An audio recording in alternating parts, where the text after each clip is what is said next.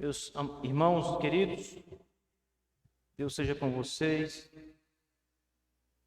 Bom mais uma vez estar aqui, na casa do Senhor. Eu esperei vocês lembrarem, mas vocês não lembraram. E hoje é um dia muito especial para mim. Hoje faz 6 anos que eu vim para cá.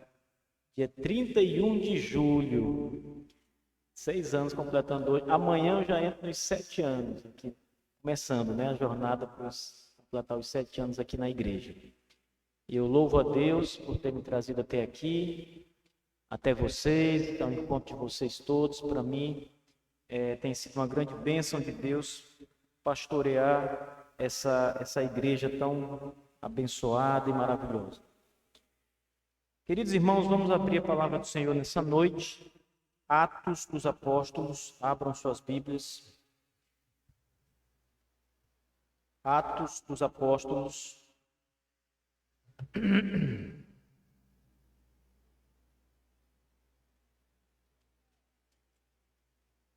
capítulo 16.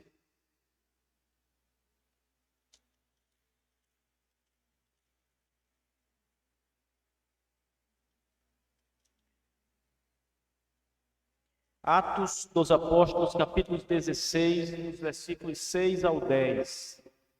Essa noite eu quero tratar com vocês do tema evangelização soberana.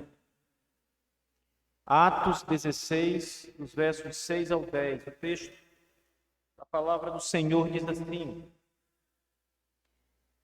E percorrendo a região Frígio-Galácia, tendo sido impedidos pelo Espírito Santo de pregar a palavra na Ásia, defrontando a Mísia, tentavam ir para a Bitínia, mas o Espírito de Jesus não o permitiu. E tendo contornado a Mísia, desceram a Troade. À noite sobreveio a Paulo uma visão, na qual um varão macedônio estava em pé e lhe rogava, dizendo: Passa a Macedônia e ajuda-nos.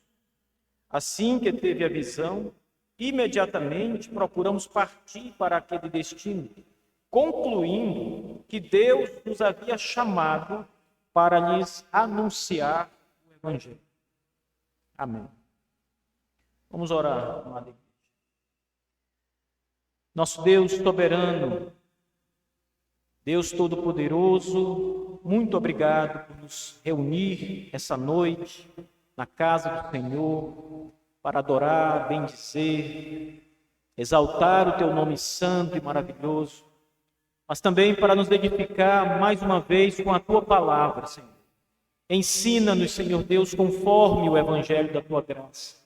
Que o Teu Espírito Santo possa poderosamente trabalhar em nosso coração, de maneira que a Tua palavra se torne muito compreendida, clara, conhecida por todos nós, que somos o Teu povo e somos chamados pelo nome de cristãos. Deus Todo-Poderoso, que o Teu nome seja exaltado esta noite, que toda glória sejam dadas tão somente ao Senhor, que é grande, tremendo e muito digno de ser louvado.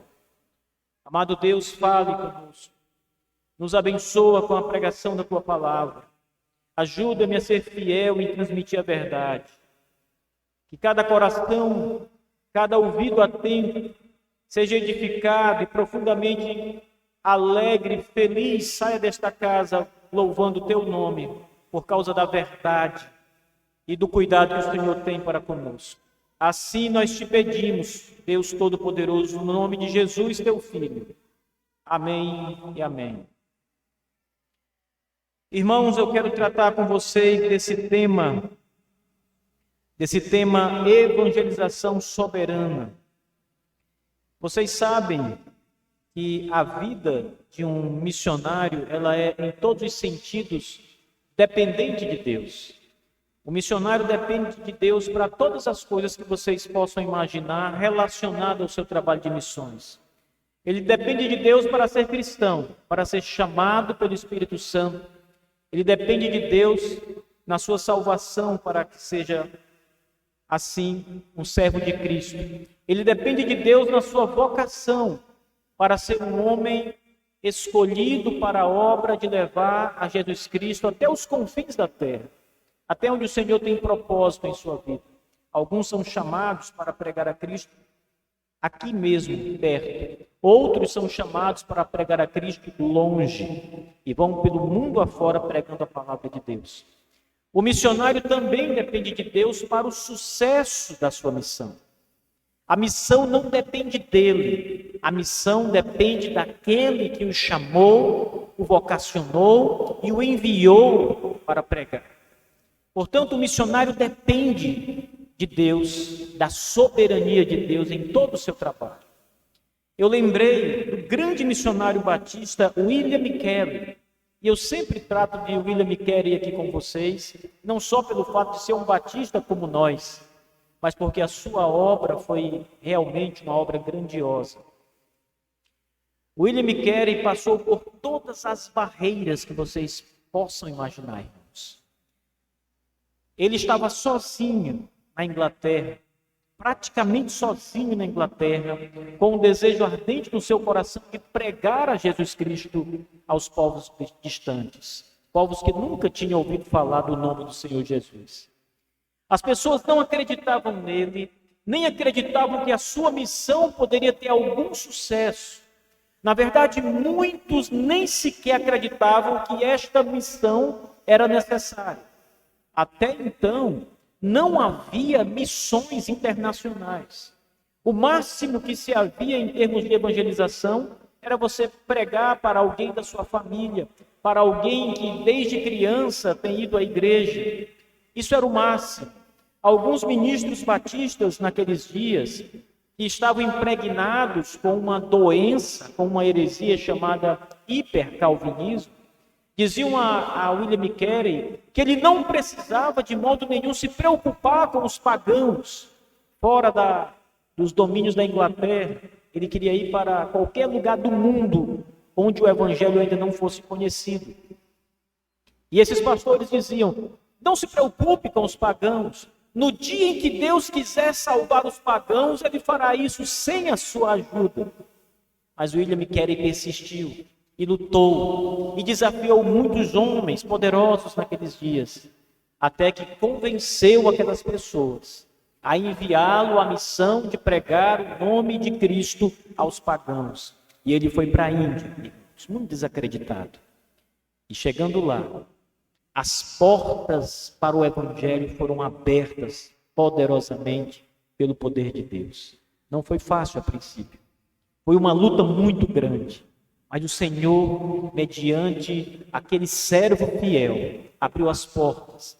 E o trabalho na Índia foi de tal modo grande e tremendo, irmãos, que acabou contagiando pessoas do mundo inteiro, que começaram a sair e pregar o evangelho de Cristo ao mundo. Inglaterra, Estados Unidos e tantas outras nações começaram a pregar o nome de Jesus a pessoas na China, na Birmânia, na Índia, no Brasil e em tantos outros lugares, por causa desse homem que teve o coração despertado por Deus e foi enviado por Deus soberanamente para pregar a mensagem de Cristo. O texto que nós acabamos de ler em Atos nos ensina algumas coisas importantes. Primeiro, nós precisamos entender que é Deus quem dá a direção da pregação. É o Senhor quem encaminha a pregação e leva o evangelho soberanamente aonde Ele quer que o evangelho seja pregado. É o Senhor quem conduz a mensagem. Isso não somente quanto aos resultados da pregação. Muitas vezes nós até podemos confirmar que quanto aos resultados, Deus é soberano. Ele vai abrir o coração daqueles que Ele quer salvar e endurecerá aqueles que permanecem em rebeldia.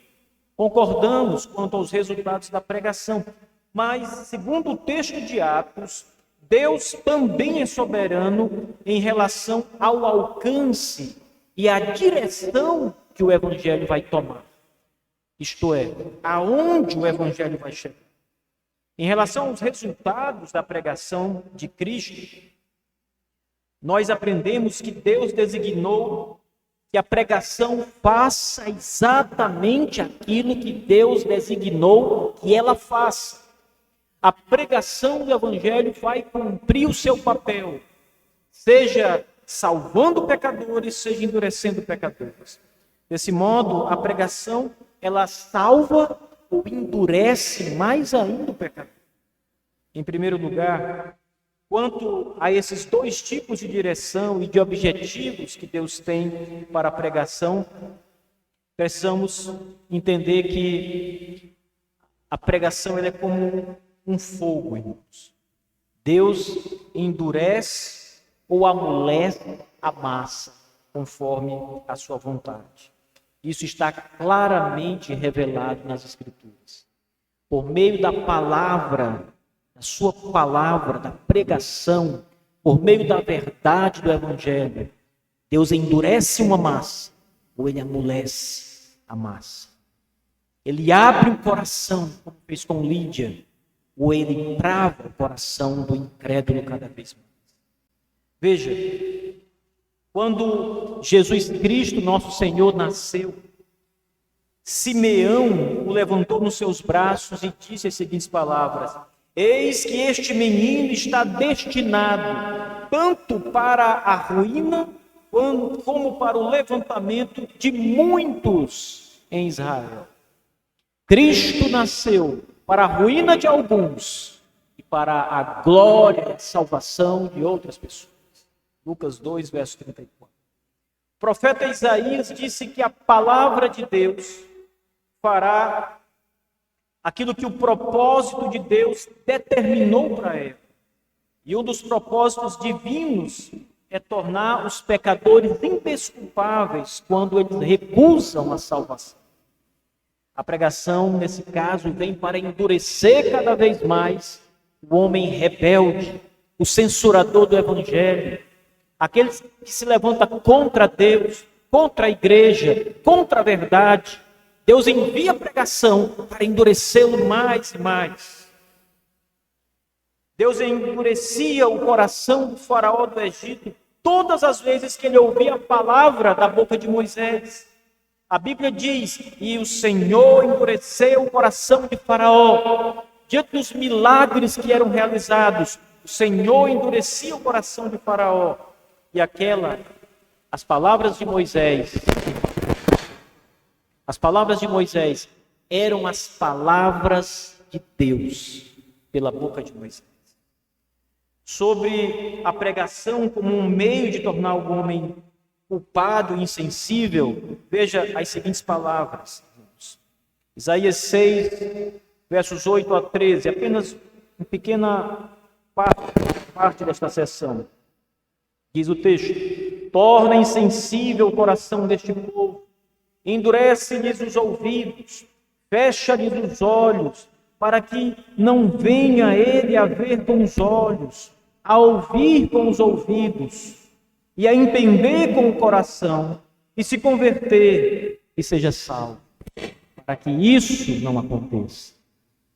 Diz ainda, João capítulo 12, versículo 40, cegou-lhes os olhos, endureceu-lhes o coração, para que não vejam com os olhos, nem entendam com o coração, e se convertam e sejam por mim curados, para que isso não aconteça. Diz ainda, Mateus 13, verso 15, porque o coração deste povo está endurecido, de mau grado ouviram com os ouvidos e fecharam os olhos, para não suceder que vejam com os olhos, ouçam com os ouvidos, entendam com o coração, se convertam e sejam por mim curados. Note bem, para não suceder que estas coisas aconteçam, isto é, para que não se convertam. Diz ainda Atos 28, verso 27, porquanto o coração deste povo se tornou endurecido, com os ouvidos ouviram tardiamente, fecharam-se os olhos, para que jamais vejam com os olhos, nem ouçam com os ouvidos, para que não entendam com o coração, e se convertam e sejam por mim curados. A pregação da palavra tem como objetivo, um dos seus objetivos, endurecer mais ainda os pecadores. Em segundo lugar, também é exclusivamente pela pregação da palavra que Deus salva os pecadores. Não há outro meio de salvação senão a pregação de Cristo. Nenhum homem pode ser salvo à parte da verdade do Evangelho. Veja, as obras da criação revelam que Deus existe. Quando você olha para o mundo aí fora, você é indesculpável, porque o mundo criado está anunciando que existe um Criador, Deus. Mas as obras da criação não dizem nada sobre Jesus, sobre a sua morte ou sobre a sua ressurreição. Assim, os homens precisam ouvir acerca de Jesus Cristo e serem chamados a crer nele em arrependimento dos seus pecados por meio da pregação da palavra. É assim que Deus vai chamá-los. É assim que Deus vai salvá-los. É assim que Deus vai arrancá-los dos próprios pecados e lavá-los com o sangue de Cristo. Nenhuma outra mensagem, amados irmãos, é mensagem de salvação, senão o Evangelho de Deus. Nada, exceto o Evangelho de Cristo, salva pecadores que creem nele. Nada. O Evangelho é a única mensagem que diz: crê no Senhor Jesus Cristo e serás salvo, tu e a tua casa. Atos 16, 31. Diz ainda: disse Jesus, eu sou a ressurreição e a vida. Quem crê em mim, ainda que morra, viverá. João 11, verso 25. Em Gálatas, Paulo escreve: a Escritura encerrou tudo sobre o pecado, para que mediante a fé em Jesus Cristo fosse a promessa concedida aos que creem em Cristo. Portanto, amados, há um propósito divino com a pregação do Evangelho. Ele será bênção ou maldição, conforme os propósitos do próprio Deus. Há propósito na pregação da palavra. E Deus fará tudo aquilo o qual Ele designou que a palavra faça no coração dos homens. É por isso que a Escritura diz que a palavra nunca volta vazia. Antes, ela fará tudo aquilo que Deus a designou que faça. Ela endurece ou ela amolece o coração dos homens. A mesma mensagem, meus irmãos, que abençoa aquele que crê, é uma palavra de juízo terrível aos descrentes, que mesmo sendo chamados a crer em Cristo, o desprezam. Mesmo ouvindo que no Evangelho há uma multidão de promessas gloriosas, reconfortantes para a alma, esses homens e mulheres que escutam preferem rejeitá-lo para a sua própria ruína, para a sua própria miséria. Rejeitar o Evangelho constitui-se na miséria de todo aquele que faz assim. Todo aquele que despreza a palavra, todo aquele que rejeita Cristo, todo aquele que diz não ao chamado de Deus, está trazendo ruína, destruição à própria vida.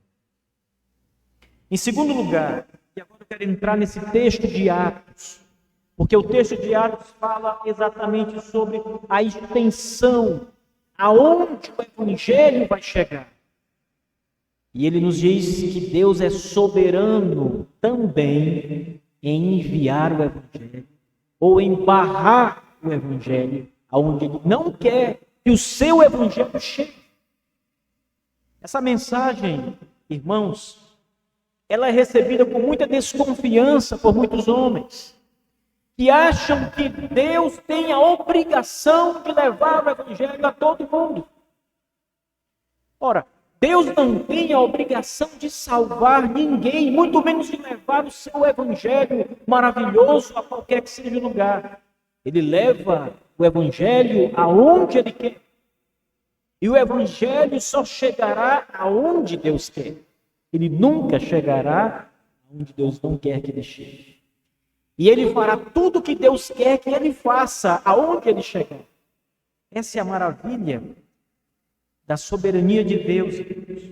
O evangelho, primeiro, não vai chegar aonde Deus não quer que ele chegue.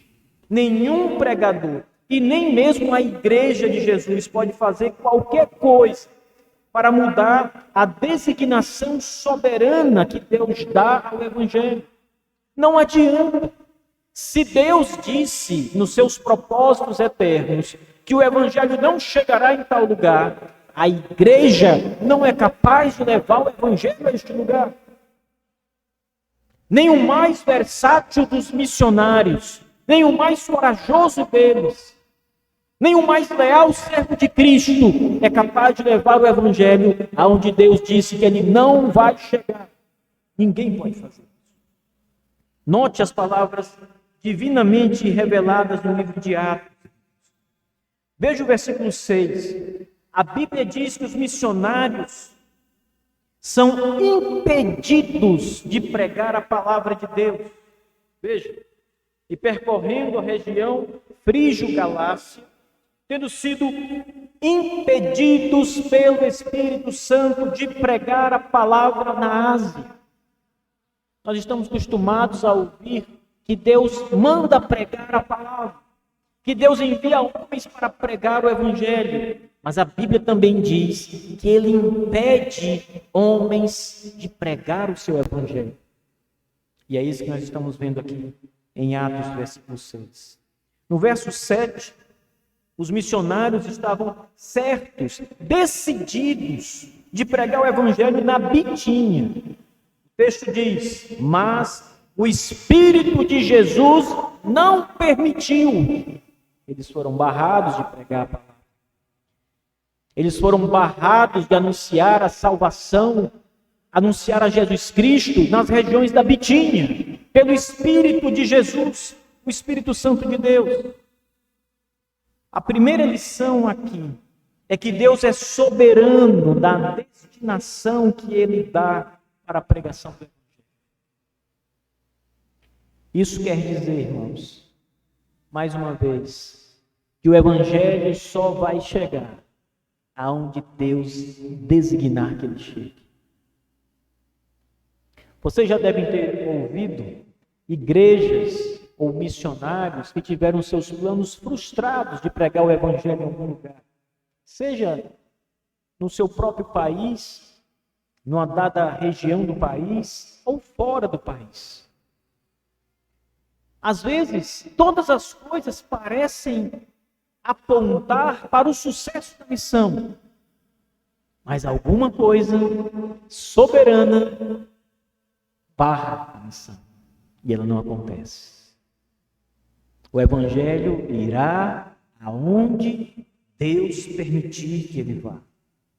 A segunda lição que nós temos aqui é que, mesmo que a igreja decida pregar e tenha bons propósitos em suas decisões de salvar pecadores, levar homens ao arrependimento, trazer pessoas a Cristo, Deus pode barrar e frustrar os planos da igreja. Se Deus disser não, a igreja não pode dizer sim. Mesmo que a igreja diga sim, ela não conseguirá executar. Porque o Todo-Poderoso disse não. E nenhum dos seus planos pode ser frustrado. Os planos da igreja podem ser frustrados. Os nossos planos são frustrados. Mas nenhum dos planos de Deus pode ser frustrado. Nenhuma palavra da sua boca cairá por terra, diz a Escritura. Note o caso do Brasil como um exemplo. Por um período maior do que meio século, mais de 50 anos, Deus impediu a pregação da palavra no Brasil por intermédio dos batistas. Deus não deixou que os batistas entrassem aqui no Brasil para pregar o Evangelho. O primeiro missionário que vem ao Brasil com o intuito de observar para fazer missões é Luther Reis. E ele vem ainda no começo do século XIX. Mas o Evangelho só começa a ser pregado de fato. Os batistas norte-americanos só enviam missionários no Brasil de fato na segunda metade do século XIX, em 1860 em diante. Só aí o Evangelho começa a ser pregado. Só nesse ponto Deus decide enviar. E quando Deus permitiu que o Evangelho fosse pregado no Brasil, irmãos, ainda assim Ele não permitiu que o Evangelho fosse pregado aos brasileiros. O Evangelho começou sendo pregado no Brasil para os escravos africanos da tribo Ioruba, ao qual o missionário que foi enviado para cá já tinha contato, já conhecia a língua, e é para eles que o Evangelho é pregado no Brasil, para uma nação estrangeira, escrava, africana. Por vários séculos, irmãos, milhões e milhões de pessoas foram privadas do Evangelho em muitas nações pagãs, como a China antiga. Durante milênios, os chineses não ouviram o Evangelho. Vieram ouvir há pouco tempo. Milhões de pessoas também foram privadas do Evangelho em épocas remotas, nas Américas, nos Estados Unidos, na própria Europa. O Evangelho não estava ali até certo momento. Ainda não havia chegado à luz das nações, e muitos daqueles homens morreram em trevas. A terceira lição que nós temos aqui, quando Deus impede, o Espírito de Jesus impede que os missionários preguem o Evangelho na Bitínia. A terceira lição é que Deus pode permitir que nações inteiras vivam em trevas espirituais. Deus não está sendo nenhum carrasco, um ser cruel, quando Ele não permite que a luz chegue em alguns lugares. A Bíblia diz que Ele tem misericórdia de quem quer e endurece a quem Ele quer. Os egípcios passaram 400 anos escravos no Egito, os israelitas. 400 anos debaixo do cativeiro, até que Deus decide libertá-los. Veja, irmãos, nações inteiras viveram por milhares de anos sem jamais ouvir absolutamente nada em relação ao Evangelho glorioso de Cristo. Nenhuma palavra. Nada, absolutamente nada. Primeiro, pense nos povos primitivos, desde os tempos de Adão. Poucos homens ouviram o Evangelho, desde Adão, até chegarmos ali no pós-dilúvio. Poucos anos ouviram o Evangelho de Adão a Abraão. Foram muitos. Segundo, pense nas nações cananeias, em todos os povos do Antigo Oriente Próximo, na Babilônia, na Assíria, etc. Só a Israel foi revelado os oráculos de Deus. Só o povo de Israel tinha a revelação. Ninguém mais, nenhuma outra nação conhecia o Deus vivo e verdadeiro. Deus diz: porque vos amei, me apresentei e me revelei a vós outros, ó Israel, como não fiz a nenhuma outra nação debaixo do sol. Só a Israel o Senhor decidiu graciosamente revelar-se na antiguidade. Em terceiro, Os antigos gregos foram excluídos do Evangelho, mesmo sabendo que mais tarde Deus permitiu que o Evangelho fosse escrito em grego e fosse falado em grego. Filósofos como Platão, Aristóteles e tantos outros nunca ouviram o Evangelho de Jesus Cristo. Os romanos pereceram imersos nas falsas religiões de mistério. Milhões de pessoas hoje estão morrendo sem o Evangelho, cegas, fisgadas pelos enganos de falsas religiões, como o espiritismo kardecista, a macumba e outras falsas religiões. Outras nações, Deus permite que em lugar da fé em Deus, pelo Evangelho, prevaleça o ateísmo, nações ateias, agnósticas, que para eles tanto faz se Deus existe ou não, isso pouco importa. Deus permite que esse espírito maligno prevaleça em muitas nações. A quarta lição que nós temos aqui é que Deus também pode permitir que um falso evangelho seja disseminado por meio do uso da sua palavra, da sua própria escritura. E não fiquem espantados com isso, porque o diabo usou as escrituras com Jesus Cristo para desviar Jesus Cristo e fazê-lo pecar contra Deus, o seu Pai. Não faria ele com que nações usassem a Bíblia e pregassem um falso evangelho? Na Idade Média, a Europa inteira estava imersa na idolatria e nas mentiras da Igreja Católica Apostólica Romana.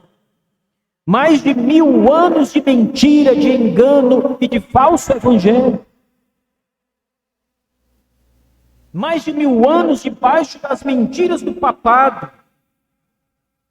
Falsa religião.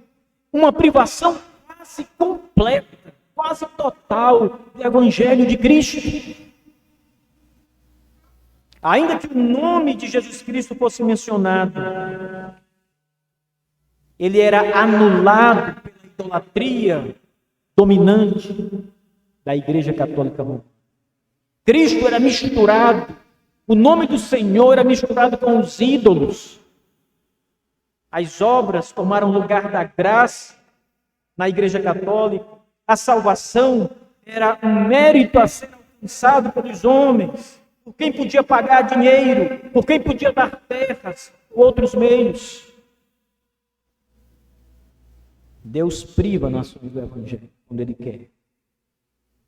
O Senhor faz isso quando Ele quer. O Evangelho pode ser fonte de juízo quando Deus quer. Em terceiro lugar, o Evangelho só chegará e vai chegar onde Deus quer e ordena que ele chegue. Ele não chega aonde Deus não quer que ele chegue. E ele chega aonde Deus quer que ele chegue. E nada pode barrar o avanço do Evangelho quando Deus lhe ordena que chegue e prevaleça. Nações inteiras se renderão a Deus e a Cristo pela pregação, mesmo que sejam nações cruéis, mesmo que sejam povos imorais, idólatras, de má índole. Quando Deus diz que o Evangelho vai prevalecer e vai chegar, ele chega e prevalece. E a mudança, quando o pastor puritano Richard Baxter chegou na vila de Kidderminster, na Inglaterra, ele dizia que tudo aquilo era dominado por mentiras, por bebidas e um povo completamente ausente de Deus. E quando ele vai embora, depois do seu pastoreio, ele disse que dificilmente podia-se andar no dia do Senhor e não ouvir pessoas orando ou cantando os salmos em suas casas. Tamanho foi a mudança que Deus operou naquela cidade. Nada barra o avanço do Evangelho quando Deus determina que ele prevaleça. e chegue e alcance corações. O Espírito Santo impediu Paulo e Timóteo de pregar a palavra na Bitínia, mas ao mesmo tempo em que fechava a porta de uma cidade, o Espírito abria muitas outras portas para a pregação do Evangelho. Quantas outras? Naquele momento, as portas da salvação estavam fechadas para a Bitínia, estavam cerradas, e ninguém podia abri-las. Nem mesmo o apóstolo Paulo podia abrir. Deus diz, a porta que eu fecho, ninguém abre. Nenhum apóstolo pode abrir, nenhuma igreja pode abrir. Por outro lado, meus irmãos, Deus abriu as portas da salvação na Macedônia, e Ele ordenou que a igreja levasse o Evangelho ao povo macedônio. Olhe os versos 9 e 10 desta passagem. O texto diz, à noite sobreveio uma visão, na qual um varão macedônio estava em pé e lhe rogava, dizendo, passa a Macedônia e ajuda-nos. Assim que teve a visão, imediatamente procuramos partir para aquele destino, concluindo que Deus nos havia chamado para anunciar o Evangelho a eles. A porta da Macedônia se abriu. Deus abriu a porta para o Evangelho. Deus abre para a pregação da sua palavra. Um homem aparece, acenando na visão que Paulo teve, chamando o apóstolo Paulo, com muito rogo, diz o texto, para que ele passasse para o lado de cá e os ajudasse. Paulo concluiu que a visão era Deus os enviando para pregar aos macedônios, e não a Bitínia. Deus fecha e abre as portas do Evangelho conforme a sua vontade soberana, conforme o seu querer, conforme o que Ele quer. Primeiro, veja como Deus salva a malvada cidade dos ninivitas, irmãos, pela pregação do profeta Jonas. Ele fechou as portas da salvação para aquelas pessoas que estavam com Jonas num barco, poucas pessoas, mas ele abriu as portas da salvação para milhares de pessoas em Nínive. O texto diz que Deus salvou os ninivitas, que eles se arrependeram dos seus pecados com a pregação de Jonas. Segundo, observe como Deus fez com que a sua palavra invadisse a Europa, com a obra de um homem solitário chamado William Tyndale.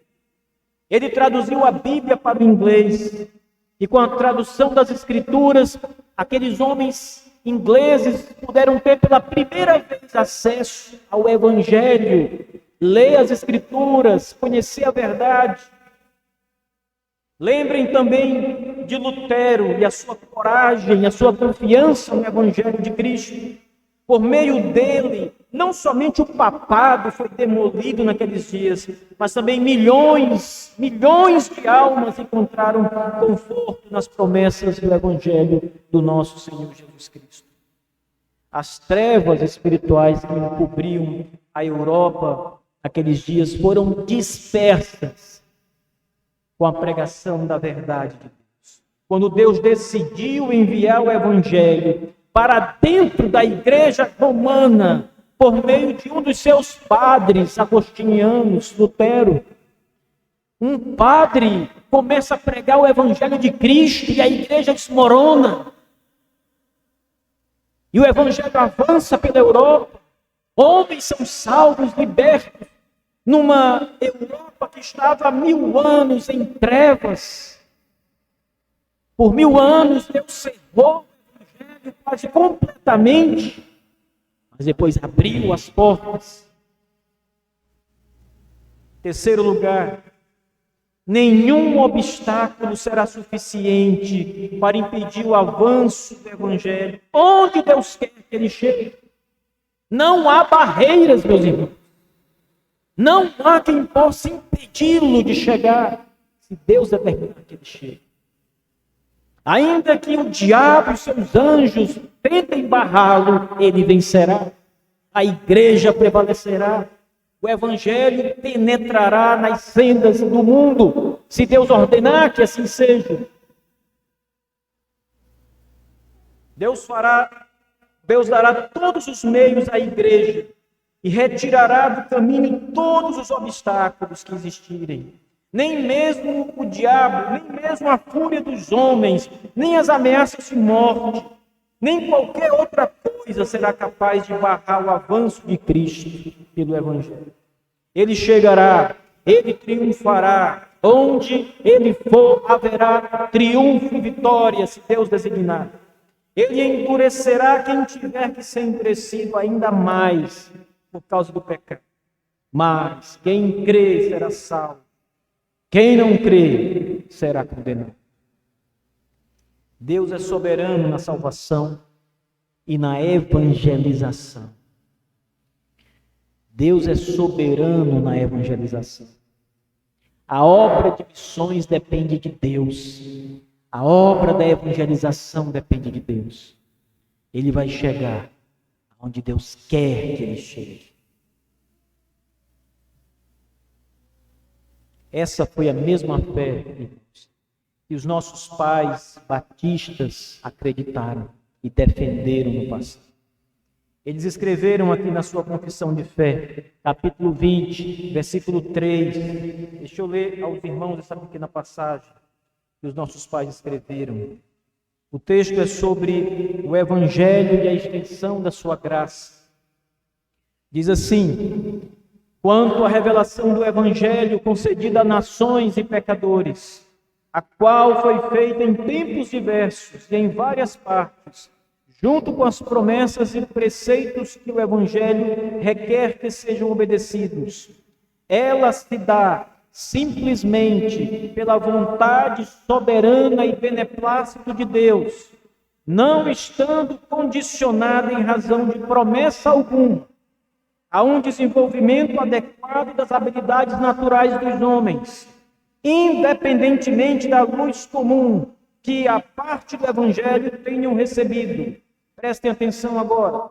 Ninguém jamais criou estas coisas para si, nem poderia fazê-lo. Portanto, em todas as épocas, a pregação do Evangelho, quanto à sua extensão ou limitação, foi concedida a pessoas e nações em grande variedade, de acordo com o conselho da vontade de Deus. De acordo com a vontade de Deus. Veja, em primeiro lugar, a revelação do Evangelho acontece, segundo os batistas estão afirmando, pela vontade soberana e o beneplácito de Deus. Segundo, em todas as épocas, a pregação do Evangelho, quanto à sua extensão ou limitação, foi concedida a pessoas ou nações em grande variedade, de acordo com o conselho da vontade de Deus. Quanto à extensão da pregação do Evangelho, que significa o seu alcance, significa onde o Evangelho vai chegar. Deus é soberano em enviá-lo a quem lhe apraz, para a salvação, para a edificação ou para a condenação. Quanto à limitação da pregação, o pouco alcance, quando Deus barra o Evangelho, é da vontade de Deus reter a sua misericórdia ou o alcance da pregação, conforme a sua vontade.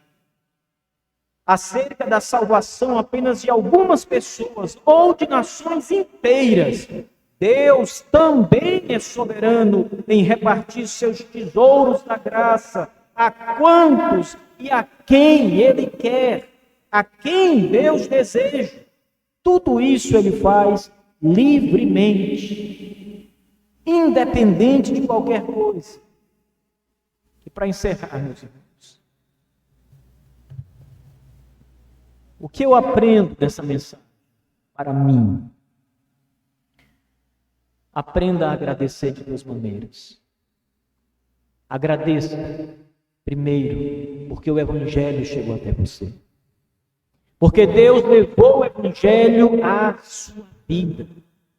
O Senhor não te privou do evangelho da sua graça. E ele chegou aos seus ouvidos e mais ao seu coração. E você creu. Segundo, agradeça a Deus, porque o objetivo de Deus para a sua vida, quanto à pregação do evangelho, foi salvar você e não endurecer. O Senhor tem endurecido muitos homens e mulheres, mas a você que crê em Cristo, agradou ao Senhor salvá-lo, amolecer esta velha massa pecaminosa, torná-la sensível à graça de Jesus Cristo e salvar você dos seus pecados. Deus tirou você da ruína com a mensagem poderosa do Evangelho. Deus resgatou você do laço do diabo, tirou você de toda a profundidade, de toda a lama, a podridão dos poços mais profundos que você estava. O Evangelho chegou até você com o objetivo de salvar você, de alcançar você, de quebrar as cadeias do diabo em sua vida, de trazer libertação aos cativos do diabo, como diz o texto. E para isso, você é como aquele macedônio que Paulo viu na visão e acenava: vem, ajuda-nos. E Deus então envia o seu povo, a sua igreja, os seus missionários, seus pastores, pregadores, para que eles falem e você escute e creia e seja salvo pela graça, livremente. Ele abriu as portas para que o evangelho chegasse até o seu coração. Como ele abriu o coração de Lídia para que ela cresça naquilo que Paulo pregava, ele abriu o seu coração. Ele não só permitiu que o evangelho chegasse, mas ele permitiu que o evangelho chegasse para mudar a sua vida e salvar você do pecado. Esse é o motivo, irmãos, pelo qual nós ouvimos o evangelho. Sermos salvos, livres da morte e do inferno, para glorificarmos o nome de Jesus Cristo até o último dia da nossa vida. Foi por isso que o evangelho chegou até você e até a mim. E esse é o trabalho da igreja: adorar o Deus Todo-Poderoso e seu Filho Jesus Cristo e o Espírito de Jesus. Pregar o evangelho e fazer com que o propósito de Deus com a pregação prevaleça. Faça isso. E o Senhor nos dê graça, irmãos, e ajuda para que venhamos a entender e louvar a Deus por essas verdades. Aquele que fecha as portas é o mesmo que abre portas. O nosso Deus é soberano na evangelização. E Deus nos abençoe e nos conceda graça, irmãos. Amém. Vamos orar. Vamos ficar em pé, irmãos. Em